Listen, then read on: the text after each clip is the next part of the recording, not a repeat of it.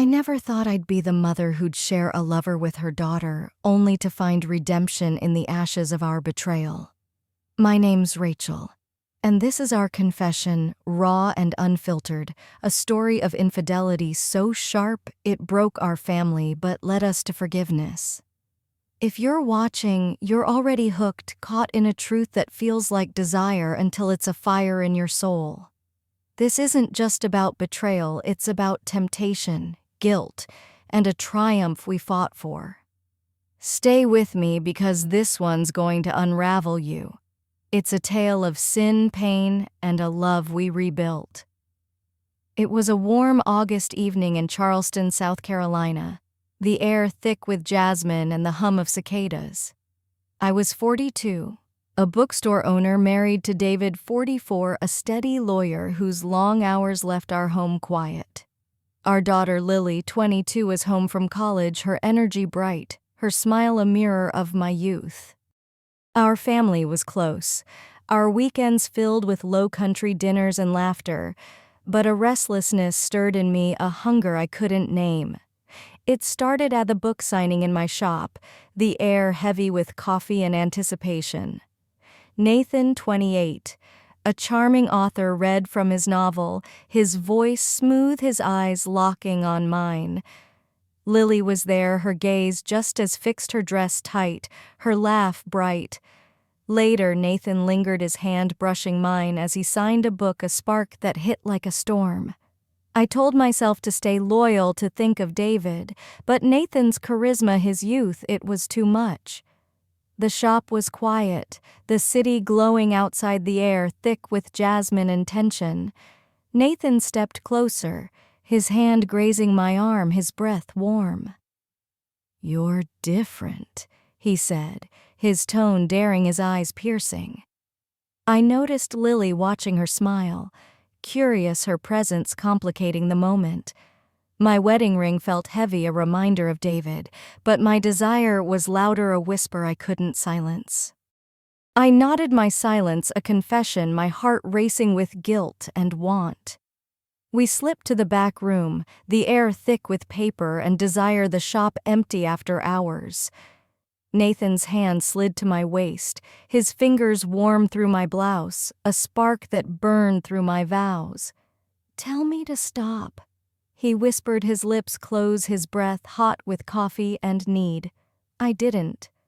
My hands found his chest, the cotton soft, his pulse strong. The jasmine air hummed the room still, and I was already lost. His kiss was a collision, fierce and reckless, tasting of coffee and sin. My hands slid up his back, pulling him closer, the table cool behind me. The night pulsed, the air heavy, as his lips trailed to my neck. His hands bold, each touch a pulse of pleasure and betrayal. I was drowning, and Nathan was the tide pulling me into a sea of want. David's face, our family, faded, leaving only him, his heat, my hunger. The affair began stolen moments in my shop, Nathan's apartment. A quiet cafe, each a spark, each feeding my guilt but fueling my desire. Then I learned Lily was seeing him too, her secret mirroring mine, our betrayal a twisted bond. His kiss was a wildfire burning through my loyalty to David. Nathan's hands were bold, tugging at my blouse, his fingers grazing my skin through the fabric. The back room was a haze, the lamplight casting shadows that danced like secrets. My hands roamed his body, the cotton slipping, revealing skin that burned under my touch. The paper air matched my racing heart, the air thick with coffee and desire.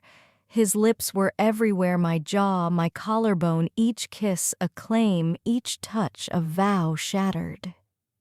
We slipped to his apartment, the door locked, shielding us from the world. My blouse was gone, discarded in the haze, revealing lace that made his breath catch. My hands slid lower, tracing his frame, his gasps sharp in the quiet space. The guilt was there, cold and sharp, but Nathan's allure fueled every touch, every move. His hands were on my thighs, sliding under the lace, his fingers leaving trails of fire. The apartment was our world, the city a distant hum. I pressed him against the bed, my body molding to his, the lace a tease I couldn't control. His lips found mine again, hungry, demanding tasting of coffee and want. My hands slid under his shirt, his skin warm and taut, his breath hitching as my fingers explored. The lamplight glowed, painting us in amber and shadow, turning our sin into something almost beautiful. But it wasn't. It was raw, reckless, a collision of desire and betrayal. Rachel, he murmured my name, a spell pulling me deeper. My fingers tangled in his hair, my body arching into his, a demand he couldn't resist. The night was suffocating, the cicadas relentless, as my hands gripped his shoulders, his clothes a barrier I wanted to tear away. The pleasure was building a storm of its own, raw and relentless, edged with the guilt of betraying David. When it happened, it was a collision, a wave crashing over us. His groans were sharp, muffled by the walls, my hands holding him tight, our bodies moving as one. The pleasure was fierce, overwhelming, a betrayal that felt like power. The bed creaked, the night heavy with our heat, my sin unfolding. The apartment stood still, indifferent, as I crossed a line I couldn't uncross. It was everything, every ache, every want, every vow I'd buried. Afterward, we lay tangled, breathless, the air thick with coffee and us. Nathan's hair fell across my shoulder, his fingers tracing my hip, his eyes warm with something deeper than desire. The guilt crashed in a deluge, but his warmth held it at bay, a lie I wanted to believe. "This stays here," he said, his voice soft, unconvincing. I nodded, my heart torn, knowing I'd betrayed David but craving more. Then I saw Lily with him at a cafe, her hand on his, her smile mirroring mine. My heart stopped, her secret, a knife, our betrayal, a twisted bond. I confronted her, my voice trembling, our pain shared. "How could you?" I asked, but I was just as guilty, our sins entwined. The Charleston summer lingered, and so did the weight of our betrayal. I left Nathan's apartment, his scent, coffee, and sin clinging to me. David was home, his briefcase open, his trust a contrast to my lies. I tried to be the wife he deserved, stocking books, holding him close, but Nathan's touch haunted me, his face in every shadow, every dream. The guilt was a beast clawing at me, but his allure burned brighter, a flame I couldn't resist. Lily's affair continued, stolen moments with Nathan in his car, a quiet bar, her dorm, each a spark, each mirroring my own sin. One night I saw David at the bookstore, his eyes tired from a case, his smile soft. My heart stopped, a chill running through me. He hugged me, his warmth a reminder of our vows, but my mind flashed to Nathan's lips, his hands on my skin. I tried to end it, my voice trembling, my heart raw. "This is wrong," I told Nathan in his apartment, the air thick with jasmine and pain. He smiled, his hand on my waist, his lips close. "You don't mean that," he said, his kiss pulling me back, my resolve crumbling. Lily's betrayal echoed mine, our secrets, a twisted bond, our guilt a shared weight. David grew suspicious, his questions sharper, his eyes searching mine over dinner. "You're distant," he said, his voice soft, his pain clear. I froze, his trust a contrast to my betrayal, just shop stress. I lied, my voice tight, my mind flashing to Nathan's bed, his body against mine.